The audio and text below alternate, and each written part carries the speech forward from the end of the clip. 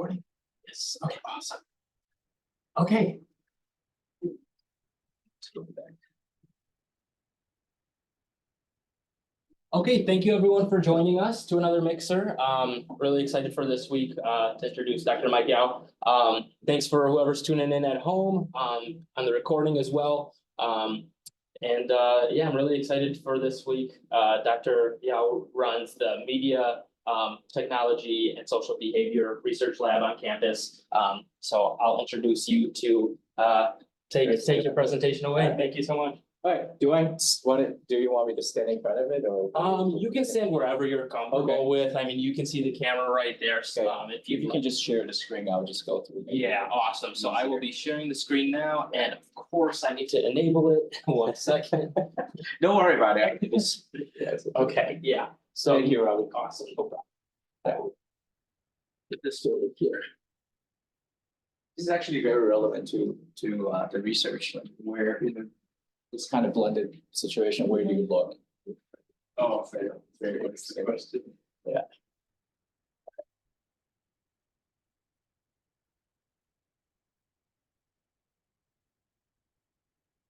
So given, it's this kind of a situation where I don't know how big the audience is, and like, we can just have a conversation, and then but conscious that you're also recording something that involves the presentation. Oh, good. So, see how that Robbie does. Sorry about No that. problem. Mobile controls are a little tougher here.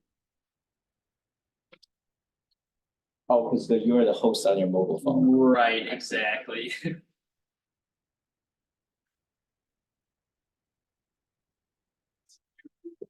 It's okay. I can probably just scroll down slides. If it's Okay. with your Yeah, I will. I don't want to further. Right, I'll take another minute to figure this out, and we'll have slides for you all at home in a second, but feel free to Okay. take it away. We'll drag it. So, very quickly, a self-introduction. My name is Mike Yao. I teach at a College of Media, a College of Business and Communication. So, Around. You should be able to share screen now. Okay. Just real quick. all right. Cut in here. There you go. Okay, cool. We can just. Yeah,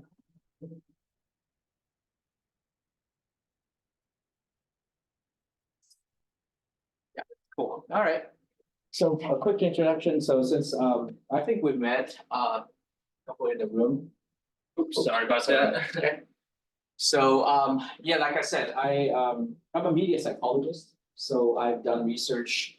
My undergraduate degree is in film and psychology, and then I got a PhD in communication. So I've been teaching and studying, researching how media technology, particularly the interface of media technology, communication, information systems, how that affect human behavior and how people think and act in a mediated environment. So as a result of that, a lot of my research does not necessarily anchor any context or advertising or marketing, but I've been doing a lot of research on looking at, let's say, games back in the 1990s and 2000s, and how players are affected by interactive features in the games, forming attitudes.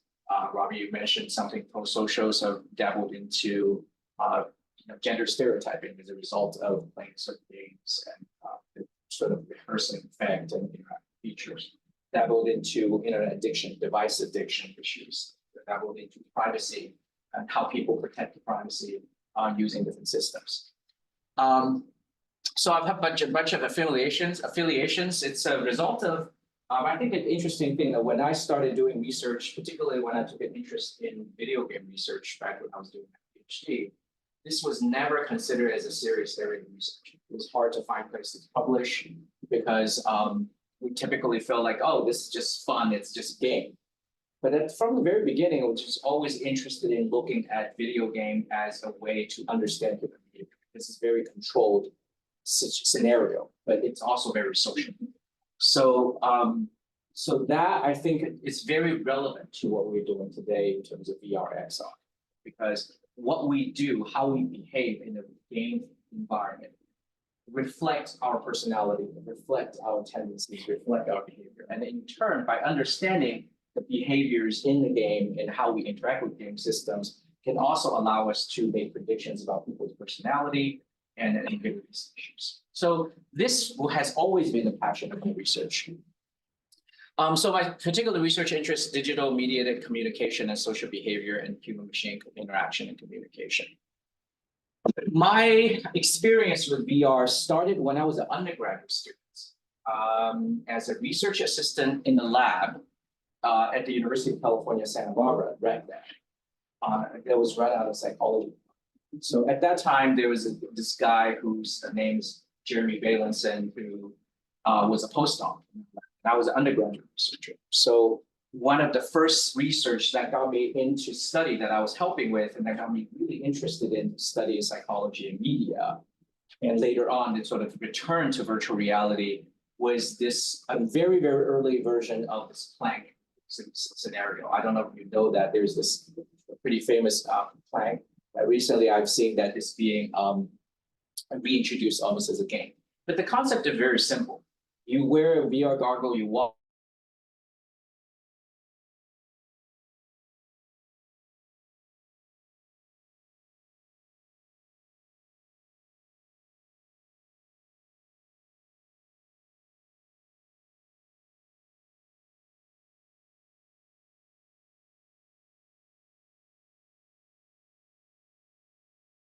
Thing. The equipment was extremely expensive. The equipment he was using cost about $50,000 with a lot of balloons. And then so we were just me being an undergraduate student, my job was to hold the participants when they walk through this plank in VR and they fall. If my memory serves correct, about 7 out of 10 participants being introduced to this environment, inadvertently, their knees gonna buckle.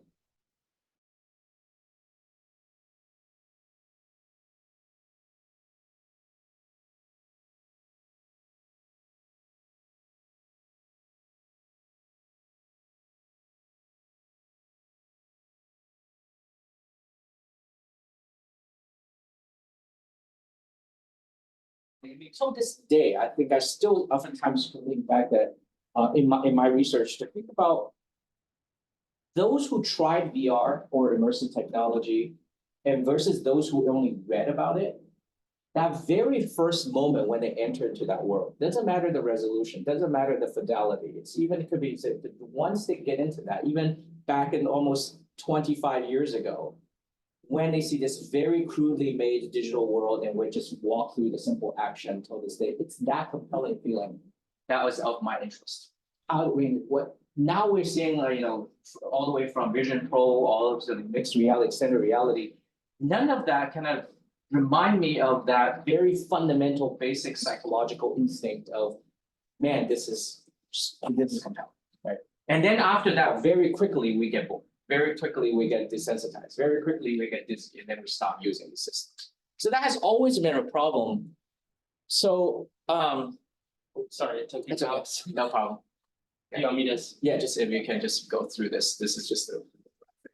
So I don't think in this group I probably don't need to spend a lot of time walk through this, but the concept of this mixed reality continuum was introduced way before a lot of technology were there. So we go from the real environment in terms of like 3D movies and 3D creating the illusion of that virtual environment all the way to the true virtual environment that's built.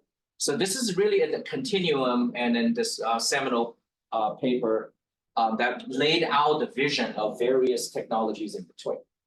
But from a technological engineering point of view, this makes sense. And I want to pause for a minute, because if you're creating, so the ultimate goal is to create a display space or interaction space between the digital and the real world, where human and sort of virtual and digital objects interact and blends that reality. This totally makes sense. But if we start thinking about from a psychological and experiential point of view, these technologies reflect very fundamentally different psychological processes.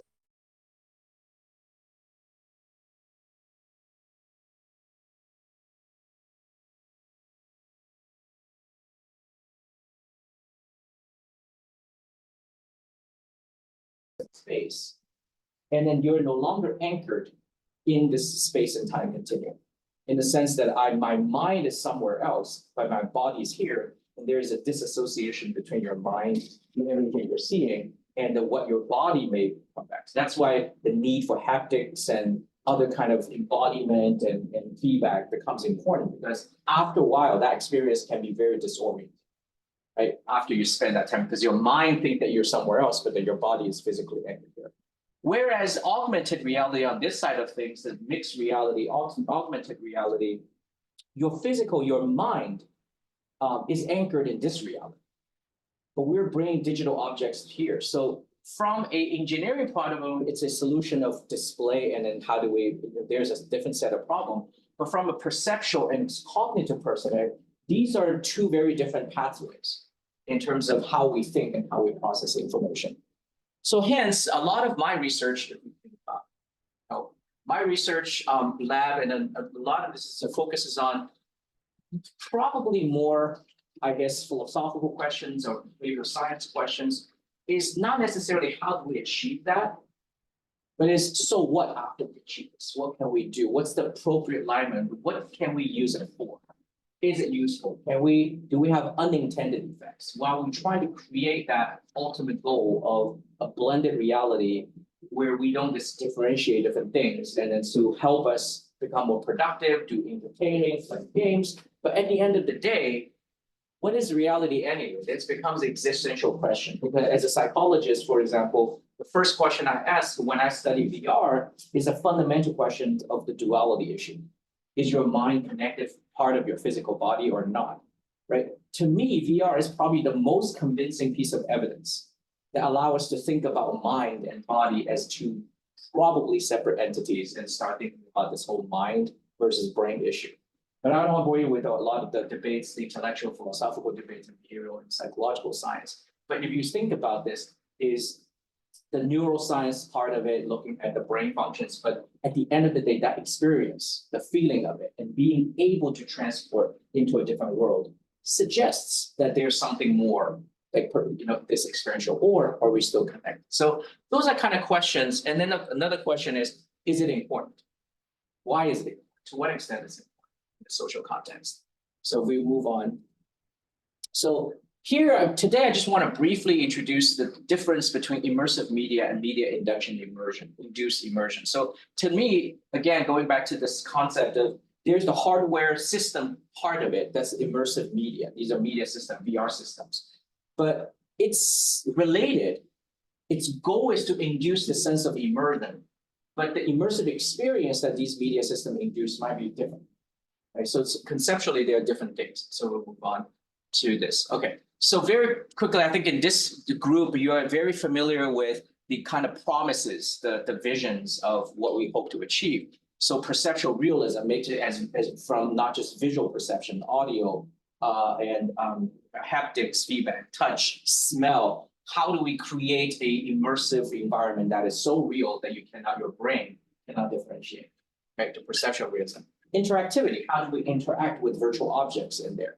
Embodiment, do we bring our body in it? It should be a reflection of our own body. Well, how do we solve that kind of embodiment problem, whether through digital twins or through other solutions? Perspective taking, are we forcing a perspective taking, like how do I look at this virtual? It's for the game developers. Do you choose to have like this free flow first person view going in, or do you want to give some cue of that embodiment feedback of what kind of person you are? And even the height of the camera and where you put this angle. A lot of these things, when you're developing games and developing systems, you're thinking about how do we make it real? But from a psychological behavioral science point of view, to say, well, what do you hope to achieve? And what can we do if now you develop a perspective to and synchronize social interactions is another challenge. But from a social behavior research point of view, if we move forward, media-induced immersion doesn't have to be technologically dependent. Everything I listed here, we don't have a VR system to fool your brain to feel that. Vection is the false feeling of your emotion when things are not. We go to a theme park. Some of these systems, the system's not moving, but the screen is moving. Right? Your chair's moving, you're stationary, but it induces very strong sense you're traveling through something. So perception of depth is an issue that it's just an illusion. Like how do you, we are our eye gaze looking at different things in the virtual space, how do we simulate that? Transportation, when we read a novel, when we accomplish through daydreaming, through imagination, through reading novels, watching TVs, we don't need this perceptual immersion to induce that. Flow, the concept of when you're reading so immersed in the storyline of the TV show, you forget about time. You start losing track of your physical presence. Immersion, presence, telepresence, all of those are concepts in social behavior science, well developed before virtual reality technology were a reality today. So we know a lot about what makes people feel. The feeling of I am somewhere else. I'm not here right now. So what we know, just now I'm going to introduce my lab a little bit and move on. So if we can move forward. So my lab is called the Media and Technology and Social Behavior Lab. And our goal is to just study a variety of technologies. So there are 4 clusters in this lab group of students. So I work primarily with students and doctoral students and master students in media, informatics, and occasionally from other disciplines, but primarily high school and information science, informatics, and media. So we study a variety of issues of human technology interaction. So there's a group very interested in human AI conversations, chatbots. There's a group that's devoted to understanding VR and MiXR technologies. And there's a group looking at mediated communication, like misinformation and dark personalities and trolling. And there's also another group just looking at generally the media effects. But one particular area of research, if we move on, these are just some publications that came out of our lab that specifically looking at VR related issues. So ranging from literature review of the concept of presence. Also, we're trying to develop a public service announcement to induce empathy among homeless people, or people to give homeless feeling, and looking at immersion and message in viral marketing. This particular case, we're looking at a real estate persuasive. And then we're looking at how virtual billboards placed in racing games, does that actually have any impact on marketing? So it's really, as you can see, that we are interested in a variety of things. So, but it's just, I'm not going to go through some of these studies in here. A lot of this my students' work. If we move on to the more questions I have. So what we've learned about virtual reality is based on the social science research. These are some of the takeaways. There's a lot of literature behind this, but generally what we know and what we are confident about is that the sense of immersion, the sense of being somewhere else, being in virtual reality, alter our psychological states and the perception of space and time. That's a given. That's the goal when you do that. But then they enhance the feeling. But through that, we have there's a lot of research looking at increased empathy through the perspective process, right? Because you're literally walking in somebody else's body into a different world, engage in social interaction. So a lot of research here looks at if perspective taking is the anchor of empathy, then virtual reality is really good for empathy training and compassion training. May change self-perception, both short-term and long-term. So the concept of Proteus effect, that if you wear a taller, for example, let's say you wear a more attractive avatar, you go into a simulated social environment and you feel more attractive and you interact with other people as if someone who is feeling more attractive or taller or bigger or richer. We bring that self-identity back into the reality. So there's a lot of research looking at how that process is going to improve our self-confidence, self-efficacy, performance, training. In general, it just kind of limits, it breaks free that boundary of these stigma, people feeling lack of self-confidence or other issues. So essentially, through role playing, you become more confident. Right, more powerful than traditional media in changing attitudes. So a lot of our research focused on persuasion, attitude change, behavior change. We're trying to make people, there's a lot of research looking at how through understanding the impact of showing you what the greenhouse gas and carbon is doing to our environment hands-on will not change people's behavior of understanding climate change. Vaccines, for example, there's research understanding if you can internal understanding how vaccine works inside of the body and simulate that environment, whether that makes people to do more pro-social behavior. So Robbie, you're interested in serious games and pro-social behavior. So a lot of research are in this area. I'm sure you're familiar with that. Require additional, but at the same time, there's some also other things that it's in order to process and cognitively understand these perceptual, there is a huge demand on the cognitive load. Because currently the visual, the VR system is front loading all of the perceptual resources on visual. So we are not yet in a stage where spatial audio and haptics and feedback and other senses are, so it's a very, very high demand on visual processing. And then, so when we design situations, oftentimes what breaks the sense of immersion, there's a couple of research that my students were working on last year, is what are some of the factors that breaks away that immersion, that makes people say, oh, I don't want this touch this again. So we're looking into this. Is typically what we found is either when we overload the sensory system, this orientation, that's one, but also it's the out of the synchronicity issue between the senses.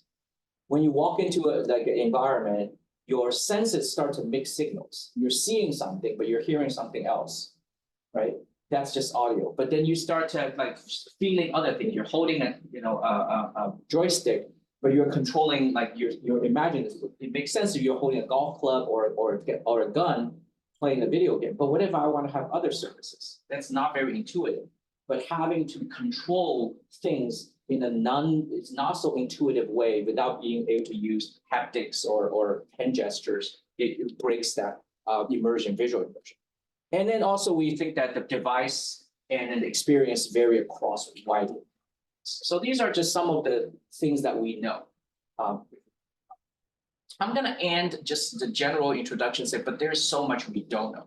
And that's why I come here to introduce my work with our work to the group that's actually designing games, doing things, designing systems, because we need to connect them, right? We are doing a lot of research based on, try our best to develop content.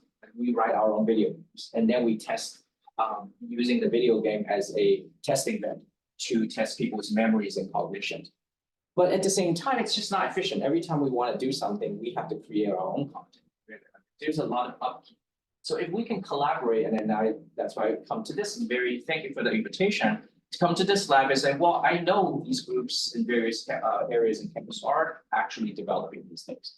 So if we can be part of that conversation, learning what's going on and being part of that conversation early on, it allows us to bring our knowledge into your design and development. But at the same time, for us to go, oh, these are really cool things. And then so our research are anchored into more. So a few more slides and then I'll end. But the key question, every time I go to give a talk in the more engineering and maker side of things, I label myself more the kind of thinker side of things and doing side of things, is that what's next, what's the future, particularly is AI and virtual reality, the combination of AI and extended reality and mixed spatial computing. Are we finally exiting the era of screen device and mediums? So can we call these systems media? Are we even dealing with media? Right? These are more because we really have to start to think about if everything to me is real, then what is reality? Do we need to deal with that? So all the way from perceptual, cognitive, but all the way to philosophical questions of these fundamental questions are very interesting to me.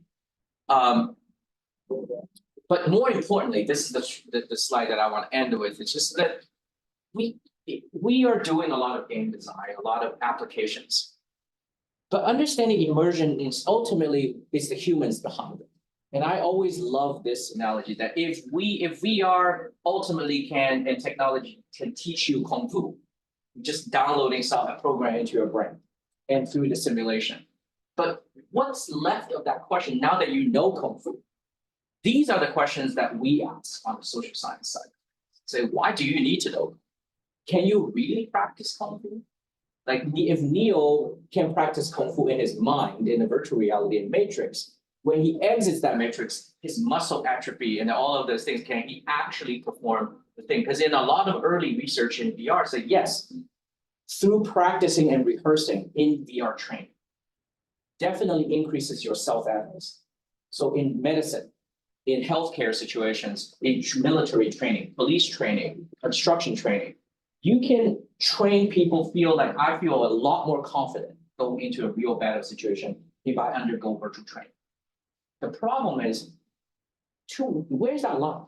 If you feel so confident that I can handle this, but your body walks into there, are we into a situation that can you actually perform that action? Right? A lot of game player can, because I still follow through the game. So if you play a lot of video game racing game, can you actually race in this? There was a movie coming, right? And in Ender's Game, when there's a moral issues in a lot of these issues, like just because I am killing people in a virtual simulation game, but knowing that I'm annihilating a different race, there's ethical issues behind that.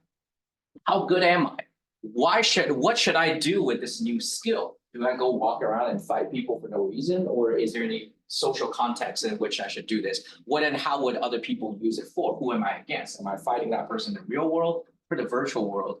And we have a lot of these questions comes down to, yes, I think as we improve the technologies, virtual reality, extended reality, we're entering a new era. I think finally, after years of promise that this is the coolest technology, but we're seeing a glimpse that this technology maybe this time is going to be different from the 1980s and 1970s and 1990s.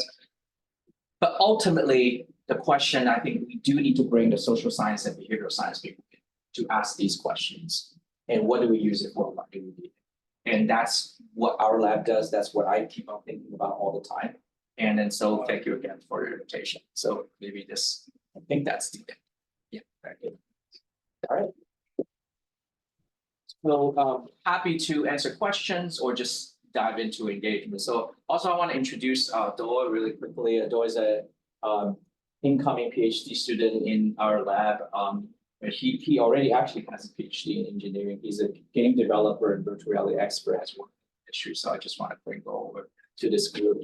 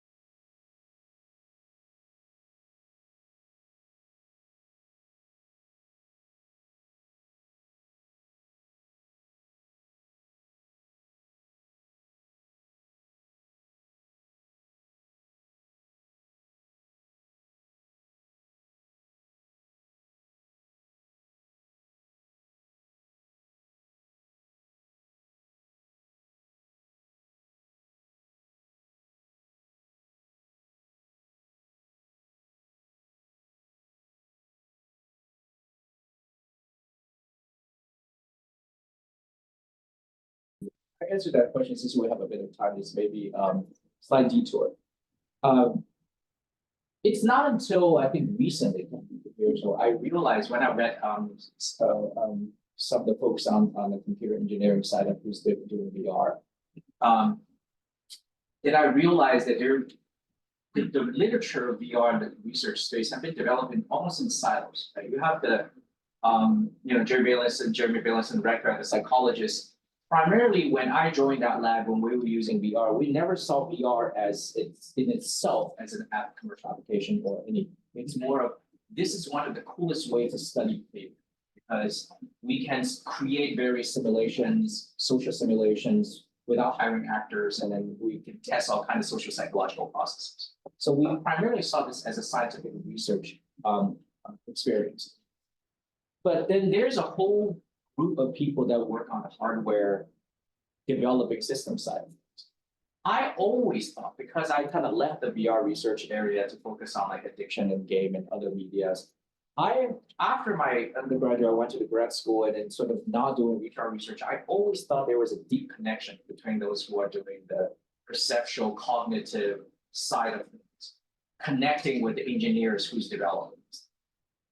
Kind of like the early AI research, you have a lot of psychologists working with computer scientists developing understanding brain structure and computational issues. I recently discovered that's not the case. These two bodies of literature are actually completely separate. They're not necessarily talking to each other very closely.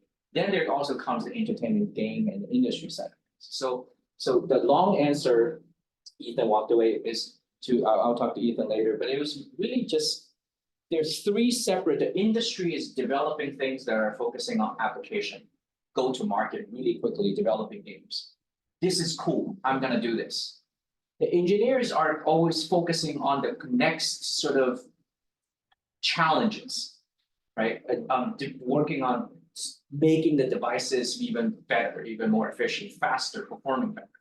And then you have the psychologists and social scientists are trying to understand the underlying mechanisms and processes that underneath this experience. These bodies have not been coming together until very recently. So I think the opportunity, the reason I am becoming very excited about this is, at least on this campus, I don't know how many of you were at the Immerse launch. So I'm leading one of the themes in the Immerse situation that this finally, we're seeing some attempt on this campus and elsewhere that these expertise are bringing together. That we're trying to develop something, medical school, game group, studio, dance group, Rob Langer and myself, Chris Ball, who's working on the social science side of things, and then the engineering, the engineering team, computer engineering, computer science team are finally coming together. And then we are also talking about ethics and issues. So I think this is the promise that I feel more excited about. But otherwise, it was a long-winded question that Ethan threw. But I just felt that we've seen different promises. And I do think that the industry is struggling with, I was having a conversation, I would say more about this. You're at first round, that almost all of the consumer applications of VR failed. Right? So there's even Meta, I mean, how many billions of dollars and Mark Zuckerberg trying to sink in there. There's something about that adoption. Yeah. It's not there. But yet at the same time, the excitement and energy, the amount of investment that's put in by just nothing new. That the Stanford's lab, Jeremy's lab, ultimately he left after he got his postdoc, he went to Stanford and established the Stanford Virtual Reality Lab. I mean, there's like tens of millions of dollars being, not way before this wave of innovation, looking at crime scene reconstruction, military training, environmental issues, construction. One of my students in Hong Kong, if I moved here, I worked in Hong Kong, he got multiple grants looking at construction safety applications and trainings. Medical school's been looking at applications in medicine. So there's a lot of promise of VR and XR development in those spaces. But the games and entertainment and the consumer go-to-consumer market is just never took off the way that we always envisioned. Why is that? Right? Yeah. We have some insights on this too. Yeah, that's also my major question. because we met a lot of challenge where we try to persuade end customers to purchase our product, and they just they would say no because they don't feel like the value that we promise versus the money that they're gonna spend. So yeah, I feel like there's a lot of like psychological processes going on.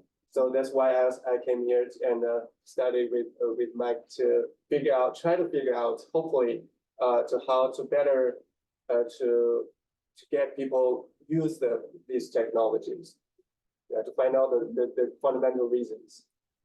And also the thing is, so do we see VR, XR as technology or as media system? It goes back to one of my first questions, right? When it first came out, like it came out of a lot of the industry, so immediately gravitated towards the game and entertainment. And I do think that with the whole metaverse infrastructure, with some live streaming sports, seeing some in the mixed reality, I'm hopeful going back to it. But at the same time, if we look at this as on the social side of why people use technology. Right? So this is another field of research of not just looking at technology for technology's sake, but why do people use technology? What attracts them? And let's use movie as an example. When Thomas Edison created that movie camera, the first application was not that movie so the train arriving at the station. The people in his lab that was testing and creating a film camera, there was a whole bunch of these early things about people farting, sneezing, playing around, pornography, right? There's a book written about this, like almost every single new technology that comes out. What's the fastest, what's the earliest adopters or industry? And in virtual reality and game, it's game and important. We're really thinking about how much people don't talk about this, but there's research. If you look back, there's disconnect of game is not serious, pornography is not serious, right? But that's what's also driving a lot of technological development. But this goes into the sociology of technology, because when we develop technology, we're driven by our own the use case we can think about, and what we like. But then when you take a step back and looking at a societal level, what are some of the technology that actually failed? What are some technology that succeeded in creating a lot of problems? And what are some technologies that never took off? And I just want to sort of share this observation that there is this adoption curve. The sociologists have looked at how a particular technology become first invented, being used, then there's a particular pattern that you can follow, whether a technology, you can predict whether the technology is going to take off, that everybody's going to use it and become sort of universally adopted, or a particular technology is a fact that goes away. Right. So there's a lot of quantitative, a lot of research, you can plug in a formula looking at the technology to predict whether that technology will work. Recent development though, the last 10 years, we're really rethinking about this. But I think a good example is virtual reality again, because the issue is since the 1960s the literature, every 15 years or so, there's a resurgence of this is it. This is the cool thing. And then it goes away. And it goes away. But the thing is that the promise never went away. A lot of technology, if you go through 5 decades or 6 decades, that challenges it doesn't take off. Typically, you start to see there's no more enthusiasm, right? You still have a struggle.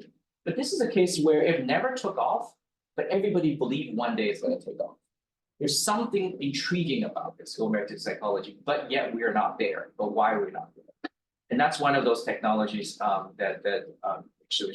so yeah, anyway, I'm just rambling.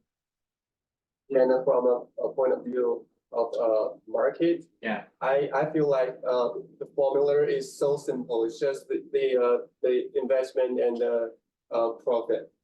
So for example, in China's game market, for example, which is very typical, all the game companies always calculate how much they're gonna earn and how much they need to spend to develop a certain game.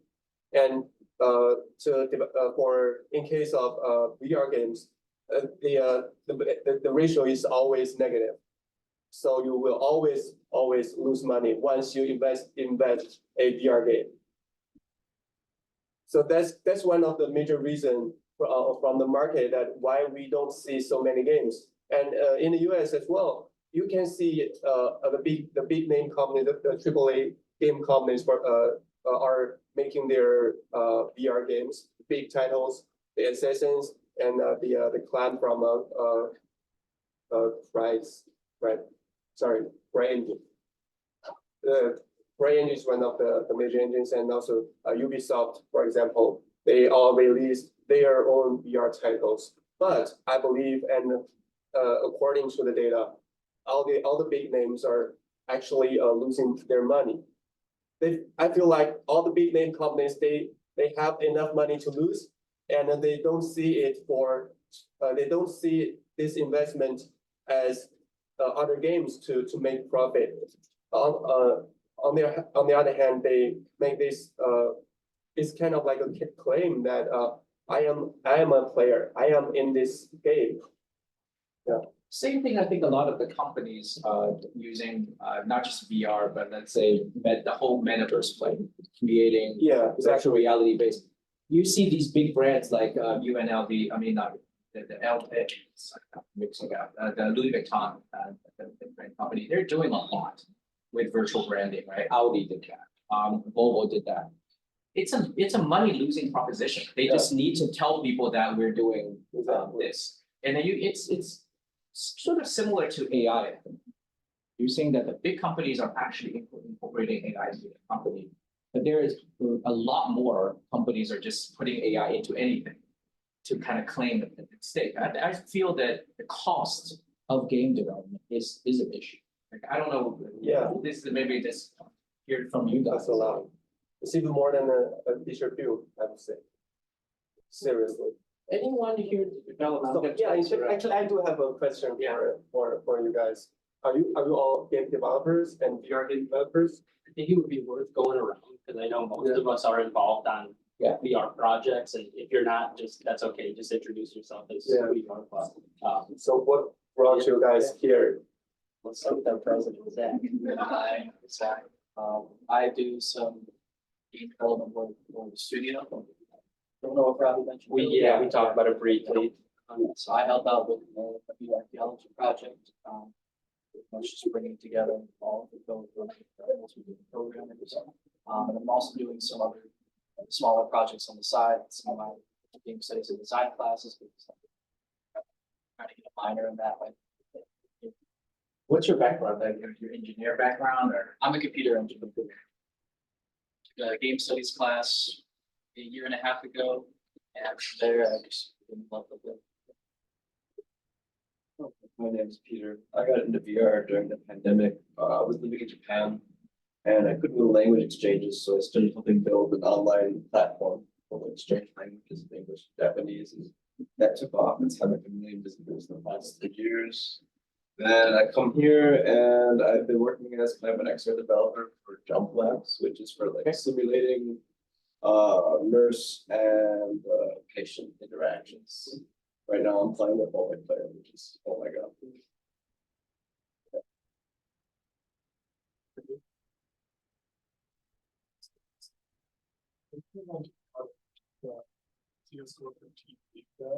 And I really enjoyed like projects like we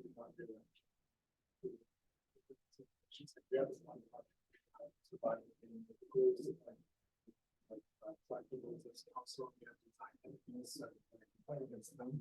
And then additionally, after I worked in Direction Series like I went on to work at a VR lab with the state department called the Person Lab. That lab was focused on building physics simulations. So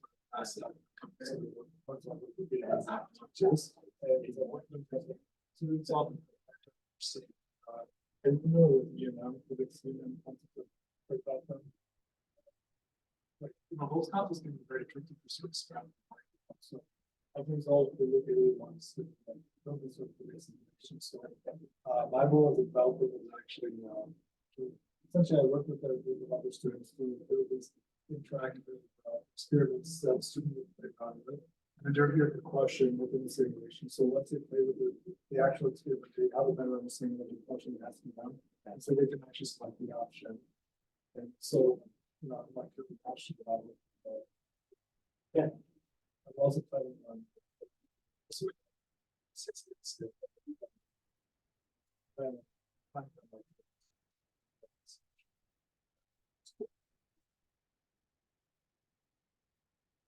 I'm Ian, I'm a freshman in high school, I'm in science, but I do think that VR is a very interesting topic. And I'm just excited to see how, like, what happens in the next 10 to 15 years. Hi, my name is Aaron. I'm mostly just interested in this, but as a sophomore in MPRE plasma concentration, it's the most involvement I would have in this is helping to get the more progress I to create better transistors to improve tech overall, but not too involved. Although if I switch to power concentration, there is certainly like training applications for VR for training nuclear reactor operators and whatnot, but I'm mostly just interested in this. That's cool. What about your game design projects? Yeah, so, yeah, I've been involved in VR on campus for a long time at this point. Zach and I both, since we were freshmen, I think. And now I'm a grad student here, so it's been 6 years, and so I've worked on various projects. Now I work at the game studio on campus. I manage the game designers there. We have several VR projects, and it's a fun time. And as you were talking, Mike, about sort of the separation between hardware and the social, psychological side of things, and sometimes we lack the bridge between these two things. That's sort of where I see design, and I human-centered design, of course, is kind of to me the bridge there. But I think I have a lot more to learn. So this has been really interesting to me. Yeah, because I think it's a disclaimer. I mean, I don't exclusively work on VR. My broad interest is really human machine, human technology, communication, interaction. So why do we use technology? VR is just so compelling because I think one of the reasons I got into academia was because of that memorable experience working as a graduate research assistant in that lab that really I'll never forget. Right? So the question I always ask is, well, I spend quite a bit of time understanding games and gaming and sort of how people interact. I'm gonna flip that question to all of you. We are facing a challenge of trying to understand social dynamics of the co-presence issue in VR. That is in XR. It's not just a technical issue, but what is that co-presence? I mean, let's say if I'm working with someone in Hong Kong where I'm talking to, I think, we're in an interview. So the idea is we can all enter the universe and then start mingling around to see each other. Aside from digital twin, avatar building, embodiment issues, one of the issues is that how do we deal with the social processes of authenticity issues, and how do we design a platform where we test some of these social interactions? So our idea, I've been wanting to, when Dojo in the lab, I really wanted to create a social research platform. I shared this with Dan Samurai the other day. We were just talking. Think about a virtual space where we can set up these social experiments very easily, allow social researchers to just go in and set up a scene. Say, okay, I'm a psychologist. I want to test the impact of interracial communication and how implicit biases and can we reduce implicit bias. We all understand, most of my social behavior researchers friends will understand the value of being able to create that simulation very realistically, go in there and set up. But technologically, we don't have that kind of. It's there because every time we want to design that experiment, we almost have to put in teams from scratch, inviting you guys, helping us. We have to get a research grant very expensive, and hire a postdoc or hire a doctoral student that is more of an engineer and developer on a social science team. So very few psychologists decide if you can get an NSF grant to hire a postdoc or a doctoral student. Or in my situation, I'm fortunate enough to recruit someone like Doe to work in the lab. It's not a feasible thing. So we know the promise of this, of the impact of this. We don't have, so we want to build that. Is there anyone working on that? I'm here to kind of recruit. I'm very excited to say, well, if there's any capacity or interest, can we build it like a virtual psychology lab and we modularize it's a room that social science, there's an interface issue. But there's also the world building issue. And then so I think that is going to be really cool. Yeah, so the idea is basically a very low code game engine, I would say, something like Roblox or like Horizon Worlds in Metaverse, where you don't need to tap any code and you can just drag and drop stuff to create a virtual environment for real quick, and also make some like logic without really typing the code to make things happen, to let these psychologists to build up these the stimuli and material for their experiments for real quick, very rapid prototyping tool. Siemens stimuli, What was that? interacting with people. It could be both. I'm thinking about the more of a university association. So think of the sorry, I'm going all over the place. It's a raw idea. But the thing is, there's a lot of social experiments that require simulation of social interactions. Let's say I want to study the impact of race on social interaction. So I want to be able to come in and control. Let's say I'm the participants, I enter this space, right? And I'm seeing all of them. So I want to be able to quickly create avatars that are controlled in certain ways, but I can manipulate a certain feature. Let's say your skin color, how dark your skin is, or your gender, right? And then I can set this up and set up a scenario, set up a interaction scenario, and allow people to come in and do this. That kind of control allow us to quantify certain psychological constructs that are very difficult to create and control this, the number of genders. So that's one application. The other application is also, let's say, during a pandemic, most of the psychologists and behavior scientists couldn't collect data because our labs closed. There's no in-person. How we run psychological experiments. We invite people in. We create these very rigid sort of protocols, and then you come in and you perform a task. You sit in front of it. These kind of lab couldn't function. After the pandemic, some of them are going back, but there's also, you start to see that a lot of these ill-conceived or problematic online research methods collecting data. So I was talking to Dan the other day. I said, well, envisioning a system where you can participate in research experiments in a meta world, in metaverse or virtual reality, that I can walk into a computer lab as if I'm walking into a physical lab. In this computer lab, there's this computer that I will use. All of your psychological experiments are still presented through this computer screens, right? But now I'm connected. Now I have eye tracking. I have things. So that's a very powerful way of collecting data, and even in real space that we. So imagine there is a virtual psychology lab where participants from all over the world, that I can recruit them, come in and just say, I randomly assign you to these groups. And each group these room have these set up. So these are kind of situations requires, I think, it's like a Roblox kind of mentality, that simple modular design that allows social behavior scientists to put together rooms, construct a space, and then just kind of run with it. And then all they need to do is just launch it, package it, and launch it into a platform and connect it. So I am trying to put together a early ideation group. Dan, I talked to Dan about this a little bit, to say that if this thing works, if we can create a pilot or a concept, I think this can get a really huge NSF grant, because this is going to solve a huge problem in the research community. And that's I'm just going to pitch this idea out there if anyone's interested in wanting to have a conversation. I would love to create a group design thinking. I don't know where to begin. There's coding, there's the backend development, there's the world development, there's interaction. I don't know how to even get this started, but I have an idea, and I kind of like this idea going around.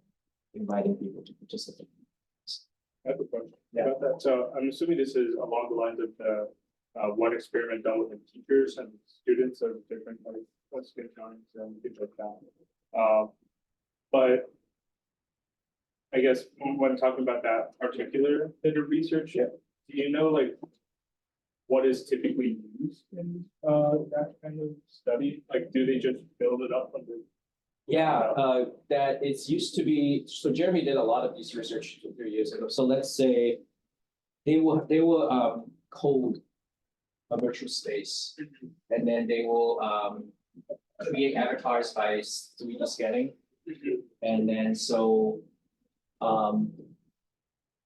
they will then put the participants in there. So before this, so a typical class setup will be, if I were to do this like one-on-one, would be creating a virtual.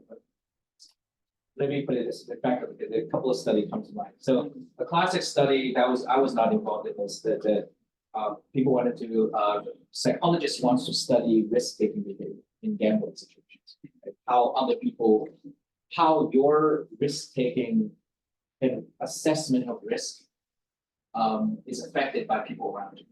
Right? So the game setup was a virtual casino. So this was from 20 years ago. So a group of people, an engineer, and a postdoc, and a programmer and psychologists worked together to get a grant. What they did is they wrote a game. The game is a virtual casino. And so they have an avatar, an agent. So the agent's behavior is coded to place random bets.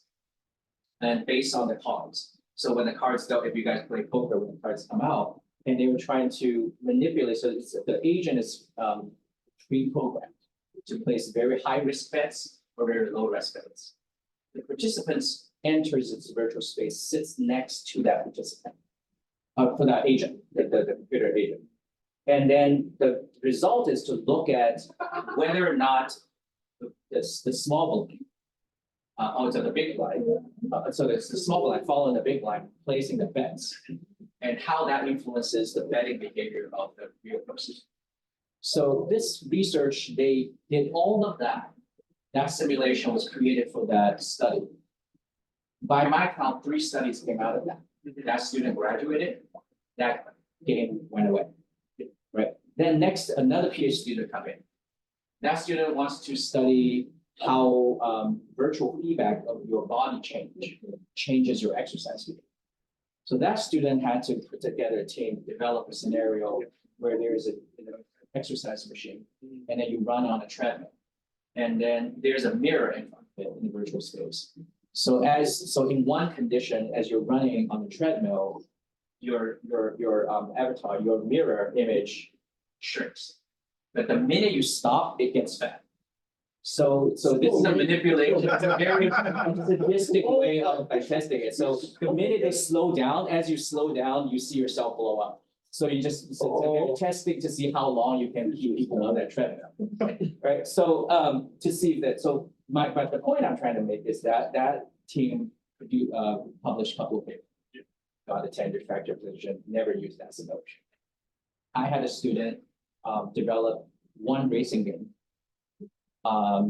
Pretty good. She coded the whole thing in Unreal and developed this. We put various billboards around the racetrack, and then we asked people to come and drive around. And then afterwards, we wanted to see how many ads they remember. It's a pretty cool application.